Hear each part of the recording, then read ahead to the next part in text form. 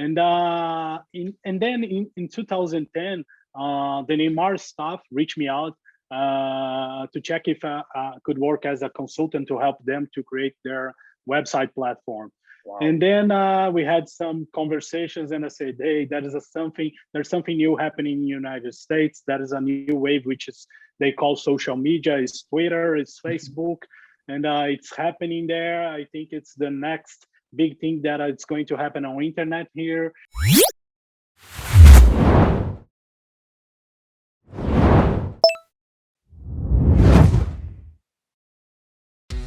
Hi everyone, and welcome back to the Sporting Global podcast. And today I'm here with Dayyán. And Dayyán, first of all, thank you for taking the time. And how's everything going these days? Hey, all, nice to talk to you. I appreciate your invitation to participate here. It's amazing to be connected with you guys. Everything's fine. I'm in São Paulo right now. Brazil is starting everything now in football and sports, and things are starting to get warm. And it's good to be back on the pitch and see people enjoying the show again. Yeah, for sure. And I mean, thanks for taking the time. I mean, you're the guest here. It's great having you here. I mean, you have a lot of experience, and we're gonna dive on a lot of the cool stuff that you've been working on during the years. And I mean, as you were mentioning too, it's good just being back into a little bit of a normal lifestyle. People are going to games, things are happening, you can meet people and all this good stuff. And yeah, no, it's I know the feeling. And I guess from a Brazilian, football season, when is it, now around the time it starts? Sorry if I don't know all the insides there. No worries. But it's amazing because the subject here is to speak for the people who is looking to work on the sports industry, and sports is related to entertainment and people. So we need people every day, and the people who is looking to participate on the games in every sports, they are looking for reasons to cheer, to have fun. And this is sales, this is marketing, this represents what we do. So right. It's good to be back, this from a marketing and commercial standpoint, Oh yeah, no, for sure. It definitely is. And I mean, I think in that case, it just, I think it's important to just start talking a little bit about your journey, how did your journey in the sport industry begin? Take us a little bit through, your passion for sports, how it all started, and a little bit your progress into, where you are today. So I started my career in 2001, but trust me, I started working for insurance companies. I was working for Marsh & McLennan companies, one of the largest insurance and risk companies in the world. And right. I stayed there for 5 years.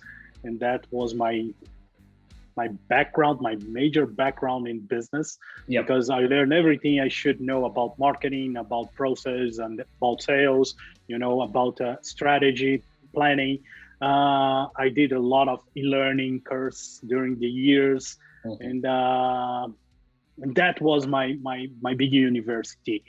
And but I realized at the end of the very 5 years that I was there, that I was losing my time working for a multinational company of insurance. That was far from being my my personal goal. Because right.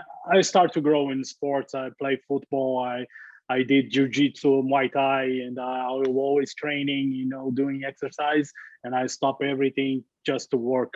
And I was becoming an account executive and, a businessman. And shit, that's not what I want. I want to come back to do what I love. Right. So I leave the company and I start work with sports in a sense that I could help athletes, to pursue their dreams. I said, with the learnings that I had in Marsh, give me the strength that I need to start to build my own company. I started working as a consulting, connect with athletes to help them to achieve, sponsorship, to help them to manage their image rights, to help them to manage Yeah. their endorsement deals, to help them to have a better sports contract. And I start to work not as an agent, but more like a consultant. And I stayed there for like 5 years. Yeah. Working with some of the major Olympic athletes in Brazil. Nice.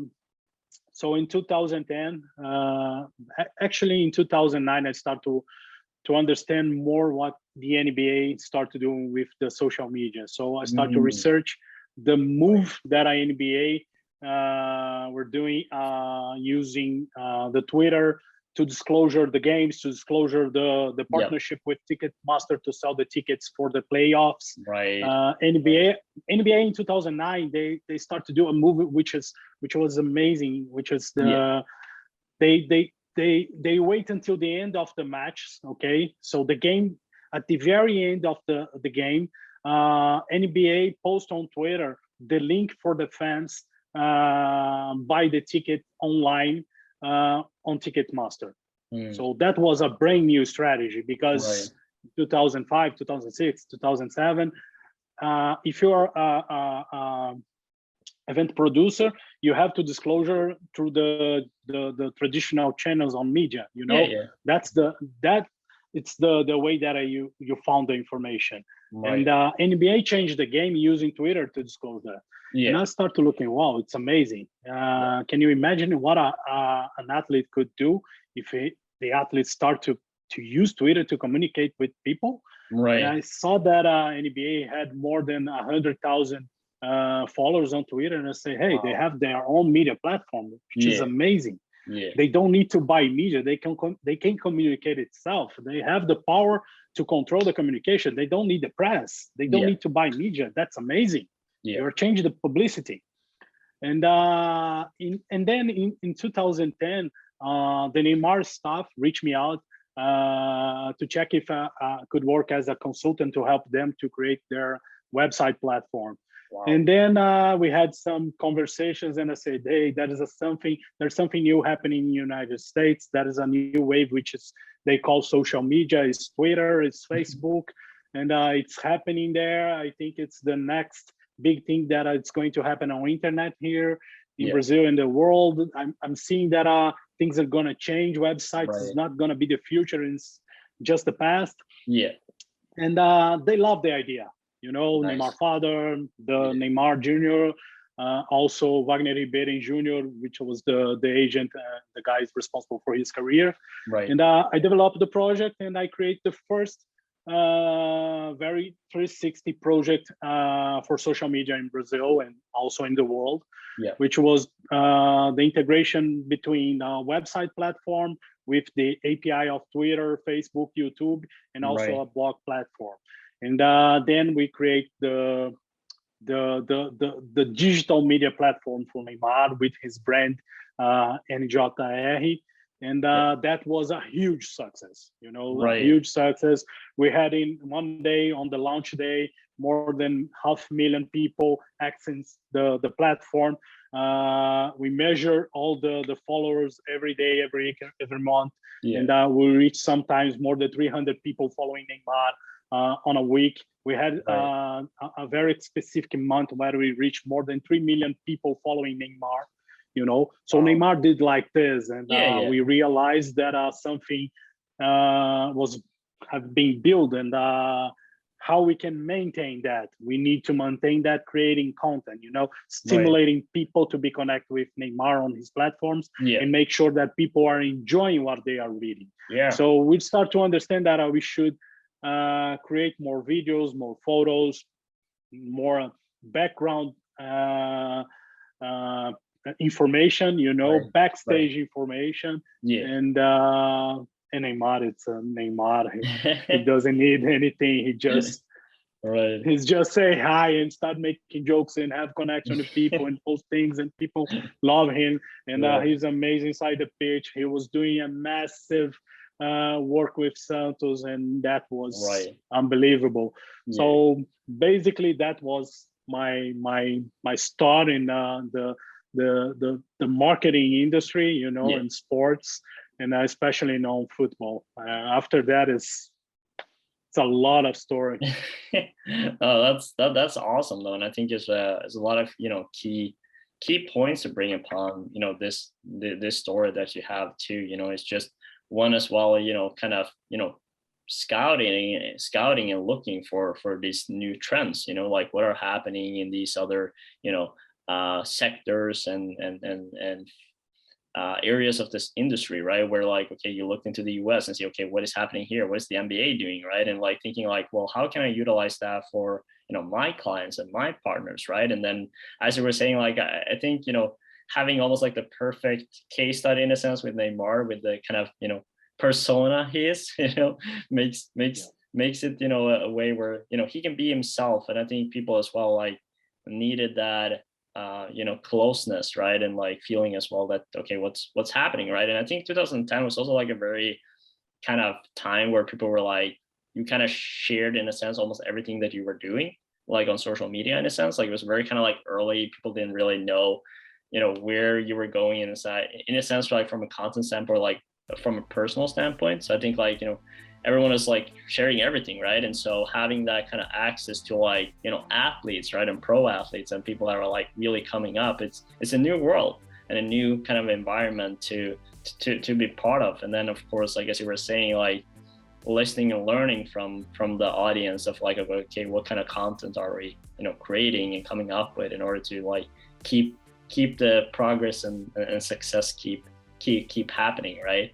And I wanted to obviously talk a little bit about, you're the founder and director of Grupo LX, and tell me a little bit about the core business. Obviously, you mentioned like some of the things that you're working on like earlier, and just talk a little bit about, the core business for Grupo LX, and I guess the development of the company, or how everything happened in that sense. So once I start to work with Neymar, right after he moves to Barcelona, I realized that most of the players, most of the pro athletes, they are kind of lost in the digital world, Right. So I start to understand how could I don't know, work with this, I don't know, huge universe. And I start to study, to implement new formats, best practices, and try to understand the difference between everyone, because Yep. the thing with Neymar went on in 2010. We are speaking in 2010. Right. In 2014, the World Cup in Brazil, even the big brands like Nike, Adidas, Puma, they were kind of lost in the digital way, They are doing their jobs, but it was like an amateur yet if we do a comparison with the days today. Right. And I was looking for that and I say, hey, that is a huge opportunity there. There is a business here. And for sure. Let me try to understand and dig a bit more and see what I can do. So I went to Europe. I'm always drive to innovation. I stayed for a month in France, England, and Spain, nice. Having meetings with the leagues, with the agents, with players, trying to understand what they need. What are you guys are looking for on the digital world? Right. What are your needs? What do you want to achieve? What is your goal? Yeah. And I have also some conversations with sponsors. And I remember at that time, at the end of 2014, everyone was like, hey, I want to grow my numbers. I want to start to make revenue, and I want to make my social media professional. And I say, okay, I think we have a point here. So in 2015, I decided to open the LX group with the objective to acquire the rights of the players on the social media rights of the players, to create content in order to make them professional also on the digital, and do business intermediation with brands worldwide, and also attract business opportunities from Europe and United States to Brazil, and to offer to brands to global brands the opportunity to promote their services and products under the influence and the endorsement deals of the players only for the digital. I was not looking for the offline properties, only the online properties. And that went pretty well. I started to work with Marcelo. I worked with Willian from Chelsea for like 4 years. I did stuff with Neymar, David Luiz. I worked for brands as Visa, Gatorade, Puma, ASICS, most of the sports brands, you know, the major sports brands. And I realized that my duty was not to do the business intermediation, but to create the best content, you know, for my clients. Because content was the key. Because the best content produce the best engagement. I have the best engagement rates. I have most of the people on social media talking to me. You know, I have the power to I don't know. I have the power to get the data. You know, and now with the data, I have more leverage over the brands to negotiate the audience for my social media platform. You know. And once I understood that 1 million followers, 2 million followers, 10 million followers produce more media and more audience that are open channels in the world, I said, hey, why should a brand does like a 1 million, 2 million contract for endorsement deals, image rights, if they can use that for media on social media? So I developed a business model where brands and anyone could start to buy media on social media platforms over the world using the endorsement of the pro athletes. And so that's basically how things become like a big wave on social media. That makes sense. And that's how the LXs start, you know. makes a lot of sense. I want to like go a little bit deeper into the social media rights, because I think people just need to know, I guess, like if you can explain a little bit of what that entailed, of like, okay, what essentially did you cover with the social media rights, and what kind of elements, you know, if we're going a little bit deeper into this. Okay, so the social media rights, basically it's a massive combination of all the rights that we have in the sports world. You know, you have your club rights, you know, which is the brand and logos of your club. You know, you have your sponsors rights, which is the logos and brands of your sponsor. And you have your own image rights. Sometimes your image rights belongs to the club. So if you are a pro athlete, you have a revenue share combined with the club. You know, so when I start to work with the image rights for social media, I start to, I don't know, creating verticals, you know, of image rights, of different image rights, you know. What is the time that I can post something? For example, if I work with a pro athlete who is playing for the Champions League, you know, I know from a business standpoint, it's not usual to post something for a sponsor, a private sponsor, you know, on a match day. Because the match day, the audience belongs to the UEFA Champions League, you know, and also for the club, you know, you don't try to compete, you know, this can cause you some problems, you know. You have to understand the right time to use your influence and your audience on social media to start to promote brands. So for that reason, I start to understand the different types of image rights. So you cannot post anything for a brand to promote anything. Use your club's jersey. That's a huge mistake, you know. But I think 2016, nobody ever thought about that. You know?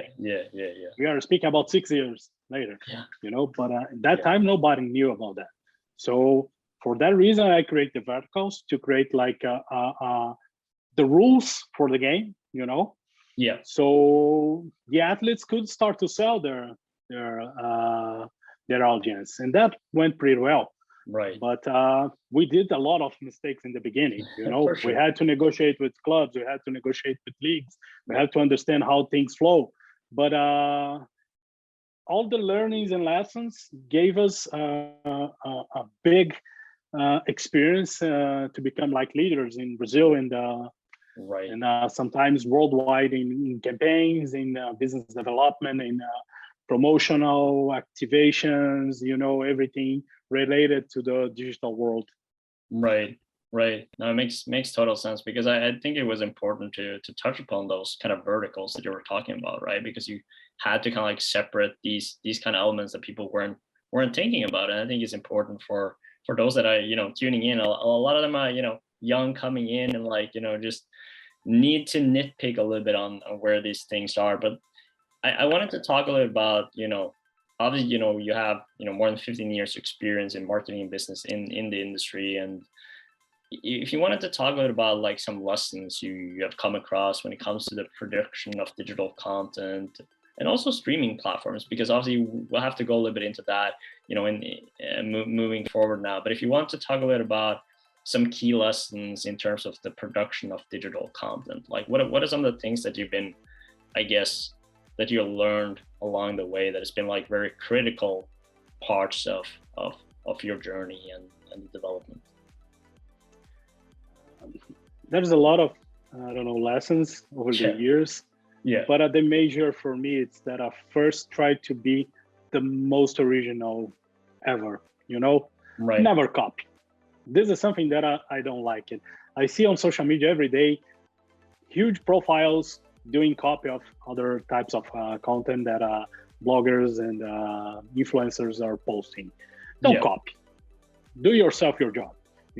That's for me the first big lesson. Why?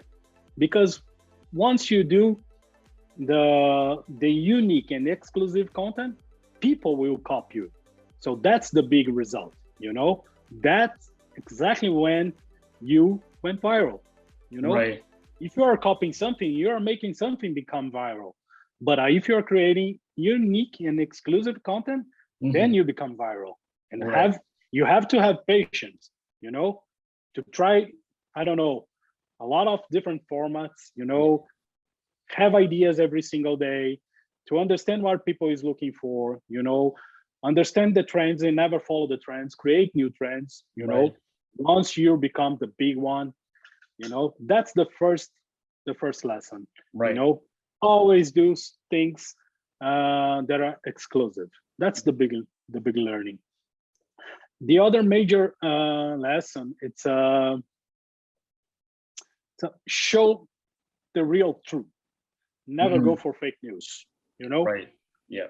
Fake news, attracts polemic. You have engagement levels reaching the top. You can create discussions. Oh yeah. But it's not the truth. You can create a fake information. You can create a fake video. You can create a fake story about something. You can do whatever you want. Right. But if it's not true, it's not working. Once you show the real truth about your life, about your job, about your career, about your family, about your parents, then you are creating a perspective for the people to continue watching you, because you are telling the story of your life or the story behind something. And that's what makes your content becomes even better, because people will be connected to you every single day, because they know that is something happened. They know that you have something to, to tell them, you have a story behind it. And that was the beauty. It's like to watch a series. A series on Netflix, a series on streaming, it's a sequence of storytelling. Yeah. And that's what makes people connected with series on the streaming. Yeah. And now for social media, that's the something. On sports, that should be exactly the same way, because for example, for football, and this is something that amuses me, is because the streaming platforms, they never do that. Why you have a storytelling for people, you have a lot of games, you play 2 matches every week. How it's possible that no team in the world is telling the story? Only Barcelona with the Barça TV. Yeah. you know. Yeah. So you know what I'm saying? Yeah. You know, you watch Netflix, but you're passionate for football. You don't have series on football to watch, Right. which is crazy, you know. Yeah, so, and it's probably the most easiest series to plan ahead too, because you know every game that is happening for the next 3-4 months ahead. But that's the beauty of the game, because you know what is happening inside the pitch. Yeah. But if you want to know what is happening outside the pitch, you have to follow the media. Yeah. And if you're a club and a market on a big club, right, why are you giving the media the power to create audience over your brand? Right. If you can control your audience, you know. Yeah. That's something that on the business industry needs to change, you know. And that's something that I'm working to change, because if I have the audience, if I own the brand, if I own the players, if I own the rights, why I'm not creating content for myself and for my fans and selling that for media, for brands, and for everyone who's looking to, I don't know, to consume more content. Right. You know what I'm saying? Yeah, no, and I think you're touching upon something very critical here too, though, because I think over time too, and especially like these days, of course, like, you know, they are, you know, trying to be more open and be more, you know, kind of showcasing the players, the lifestyle, like what things are happening. But at the same time, like there's a lot of clubs, there's a lot of, you know, leagues that are very closed, you know, like you kind of don't know what's happening inside the arena, you know, besides the game.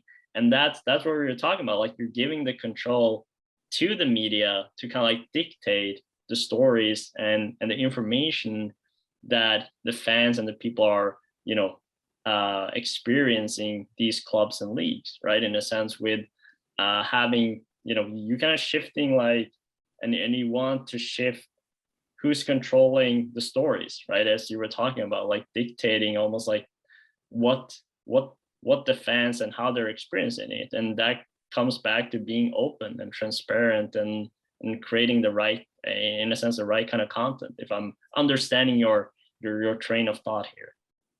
Yes, and that was the basic, you know, that was the base of the foundation of social media, to give people voice. Yeah. You know, so if you have your own voice, you have the authority, you know, right, to promote yourself and to give the people what they are looking for, you know. Right. You're giving them information, and that's the beauty of the business, you know. Because media, it's a very related part of the football, you know. Yeah. Oh, big part. Exactly, a big part of the game. So that's something that it is still improved, but it is still need a different level of quality and professionalism all around the world, not only on the big clubs, but for all the clubs. But I think it's also like one element too that you're talking about that I think a lot of the new services has been very focused on is, you know, giving your audience and your users a voice, right? And kind of like, you know, having them creating content, having them being, you know, actively engaging, right? But it still feels like there's a distance, you know, between the players, the fans, the clubs, you know, and the fans in many ways. So there's definitely like some room for improvements there. And I know we're going to talk a little bit about, you know, some of the challenges and some of the best practices coming forward. But before we do that, I wanted to talk a bit about, you know, streaming platforms, because obviously it's been, you know, a lot of stuff has been happening there, you know, in the last few years, and sports has been more and more involved. And it would have been, I guess, like some of your involvements around with this kind of, you know, streaming platforms, seeing kind of like the movement that are happening, and how has that, I guess, in a sense, impacted your work as well with Grupo LX? So I think the streaming platforms start to become very important for us in our company in 2016. I moved to California to stay there like a year, I don't know, to improve everything that we are doing, but also to study again, you know. I was looking for the marketing and see there is a lot of things happening in let me change what I'm doing. So Right. I went to California, stayed for a year living in Playa Vista. Playa Vista is the new place for the tech companies. So the new office Right. of Google is there. Yeah. Facebook is there, Pinterest, Twitter, Yahoo, and also all the big major ones. studios. Exactly. Yeah. So that was a great opportunity for me because I saw the changing of the traditional TV for the digital TV. So I start to understand how the channels and the big media groups, they start to create digital content for TV.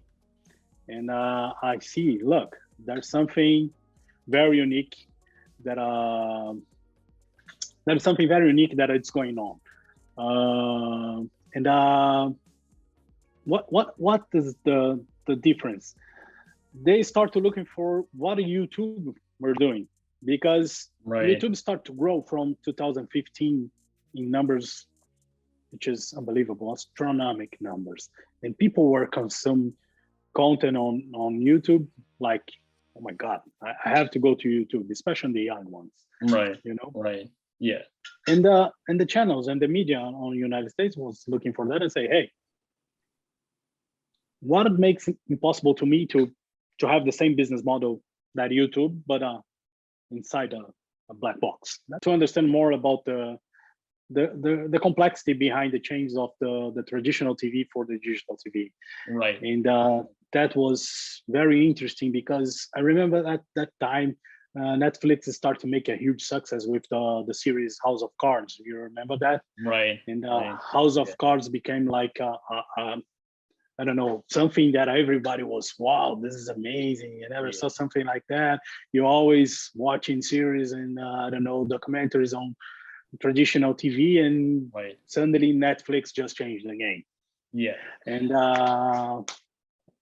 that was like, cool, that's interesting. And I started to do my researchers again, and I saw that nobody was doing anything similar for sports. You know, the NFL start to create their own behind the scenes content, you know, on NFL Network. The YouTube tried to launch the YouTube TV, you know, giving people's access on the major media channels. Right. And I don't know, but nobody was really create, you know, massive content as we start to watching on Netflix.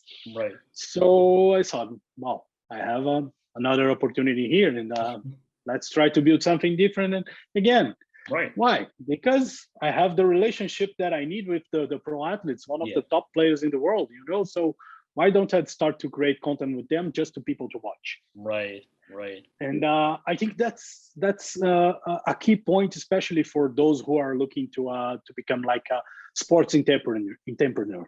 So because at that time I start to have conversations with the media channels, with the streaming platforms, with YouTube and everything, and also with some production companies. Right. And the production companies, they came to me with I don't know, budgets that was unbelievable. Said, hey, I'm not gonna pay that to create like you know, digital content. You're shitting me. No, don't do like that. You know. Yeah. So the price was too high that I said, look, I have experience enough to create content with the players. I have my, I don't know, a huge communication background. I have marketing experience, planning and strategy experience. So why should I pay someone else to do that? I start to invest into create my production company. So I create the LX Play, you know, our vertical for production. And I decide to create the LX Play to become the first production company to create 4K content, okay? Only for digital platforms. Right. So I studied the format and I decided to create 4K content just for digital platforms, aiming the streaming platforms. And that was 2016. Yeah. So we make a partnership with YouTube in the United States, in California, to provide to YouTube sports content, especially on football. Okay. So we have conversations with players to check who was interested in to have their own digital platform on YouTube, for the content platform. Yep. And we had a great deal with Marcelo. Yeah. So Marcelo always be that amazing person. He likes to dance, to talk, to, you know, he's a family guy. He's a very well related player. Yeah. And that was amazing. So we had a lot of conversations with Marcelo's agents, with Marcelo, to create the best strategy to create his video platform. Right. So when we start to create the decisions about the content, you know, the content strategy, I came with for the agents and Marcelo with a idea. I said, hey, we have an opportunity to do like a Netflix, you know, and to create a series. What do you guys think? That's going to be the very first series in the world.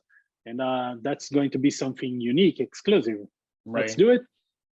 So everybody loved the idea, and then we decide to create the documentary series of Marcelo, the series 12, which is 12 in English. Right. It was a 10-episode series, okay, that are we going to air on YouTube. And the idea behind the series was telling the story, the complete story, since the beginning of the career of Marcelo in Fluminense when he was 14 until the last Champions League that he achieves on Real Madrid. Right. But the difference that the series that we did, it was that was filmed in real time, you know. So we did all the historical phases, okay, in Rio de Janeiro, in Madrid. We had the interviews with all the players, everyone. We create all the content for the past. Yeah. Okay. Yeah. But at the same time, we follow the present. Okay. So we were in Madrid filming the matches, you know, the behind the scenes, going to Valdebebas, you know, having interviews with Cristiano Ronaldo, Sergio Ramos, Luka Modric, Keylor Navas, Kovacic, all the big guys and friends of Marcelo, you know. We spoke to his family, his wife. We had a lot of conversations with Kyle, which is his brother-in-law, and it's an amazing guy. He's side by side with Marcelo since the beginning. Right. And we follow Marcelo with a strategic planning to launching the episodes, okay? But the conception that we did, it was for the last episode to be launched at the very same time at the end of the Champions League that year. Okay. Right. So we never edit the last episode because we could do an episode without the winning, or we could do an episode if he becomes champion. Yeah. So what happened? We delayed 2 weeks to launch the last episode because Real Madrid becomes champion. Right. So we had the only interview with Marcelo after the Champions League final. You know, that's crazy. We had like a 20 minutes exclusive interview with Marcelo at his home, where he's doing a trophy tattoo on his leg. You know, so the documentary ends with the achievement of the Champions League. Right. You know, in real time. Yeah. Nobody did something like that. You know. Yeah. So the results were amazing. We reached more than 18 million people on an audience. Wow. More than 100 countries in the world, you know? Crazy. And we never buy media. It was 100% organic audience, you know? And that was something amazing. And Real Madrid reaches out, Netflix reach out. Most of the media platforms come to speak how we did that. And that becomes something very different and new for the world. So then we realized that behind the scenes are the real deal, you know? Right. And that's something that we understood how we could make a huge revenue, okay? Because, okay, once we can create, you know, high level content, you know, then we have the recipe for a big business industry. And now you can see that the negotiations for the NFL to broadcast the next 10-year seasons become something unbelievable, Yeah. because Amazon, for example, they are having the rights to create sideline content, Yeah. Yeah. they don't care anymore just to broadcast, to streaming the Right. matches. Yeah. They want the behind the scenes. They want to create content to have people engage on the platform every single day. Yeah. They have the rights for one day match, for one day game, but they need to connect with people every single day. They need people talking about sports every day. Right. They need people to consume. Yeah. Otherwise they don't have revenue because they are subscribers model platform. Right. So they need people subscribing. Yeah. So for that reason, content is the key. So content become the very, very important business of the marketing industry today because of that. Because the business model changed. You don't pay more to watch TV. You pay to watch HBO Max. You pay to watch Netflix, Amazon. That's the difference. And those are subscribed platforms, and that's how they do revenue. So the best the content, the more interesting for people to participate and to become like a user. So you understand the link behind the importance of the content and the business behind the stream platforms. Right. No, and I think it's as you were saying too, like this kind of like being the first documentary series, in world football as well. And I think it dictated a lot of like what you're seeing, like, and it's been taking, these streaming platforms a few years too, to kind of like, build, the different kind of documentaries that you have. Obviously Netflix, have the one with Michael Jordan and so forth, right? Like coming up, like, you have multiple, stories coming up, and that's kind of like built on that, behind the scenes, element. And as you were saying too, like just having that, final piece and being, I guess, in a sense, tough enough too, to hold the content a little bit back to get that outcome of like the final Champions League finals you were talking about. It's like a very, very, very critical piece to just make it as close to real time as you were talking about, right? Which is a very important, feeling in this kind of documentary world, I guess, of the new generation and what people want to see. Because obviously, it's cool, like going back a little bit, but like bringing that kind of aspect back to the current time seems to be a very critical part. And obviously, you went a little bit in depth here, but I wanted to like just hear how you feel and how you think that this process changed kind of major clubs' content strategy. Because obviously, as you were saying, like, now teams, streaming platforms and stuff are reaching out and saying like, well, how did this happen, right? What are you doing, why you're doing it? And just talk a bit about like how that changed their content strategies. I think that the business for the clubs, it's try to connect with the fan base to sell tickets and sell products. Right. Okay. So the content strategy for me should be related with the business strategy, especially with the commercial aspects. Yeah. Because if you can control the content, as we mentioned in the beginning, you can tell stories that make people even more excited to become consumers. Right. If you have a story behind one of your best players, if you tell this story, if you got on the emotional side of people, you can use that as a leverage, to make offers, to have a different kind of jersey, a special edition, you can try to create more family packages, you can create more entertainment activations for the people, you can connect the online with the offline. Right. Right. In terms of strategy, I believe that's the future, where the clubs, they can connect people online, and bring them to the offline to have a real experience, Right. That was something that everyone tried to build in the past.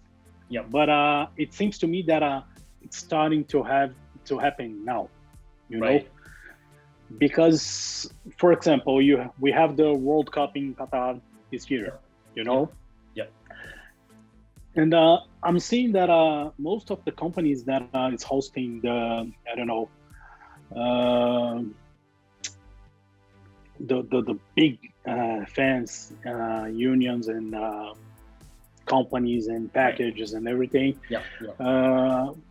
they are trying to give them opportunity to have offline experience in Qatar.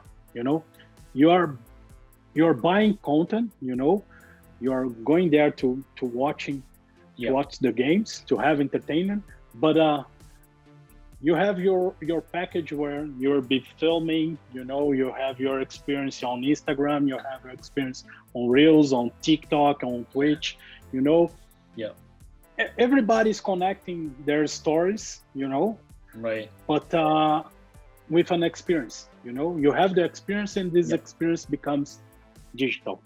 So this is something that the clubs needs to start to do with the fans, to bring them to the stadiums, to make them become even better consumers, but try to reach them and make them become stories in the digital, Once you can have your own stories to make your relationship strategy become more broadly, you can attract people all around the world to become a consumer, because they are aiming to have an offline experience, I can live in Brazil, but I don't know, I have access to Barcelona, to Real Madrid, to PSG, every single day on digital platforms. I engage with them, I follow them, I'm excited to see those guys play, but in the end, I don't see the time to arrive at the stadium and see the people, the crowd cheering and all the screaming and all the people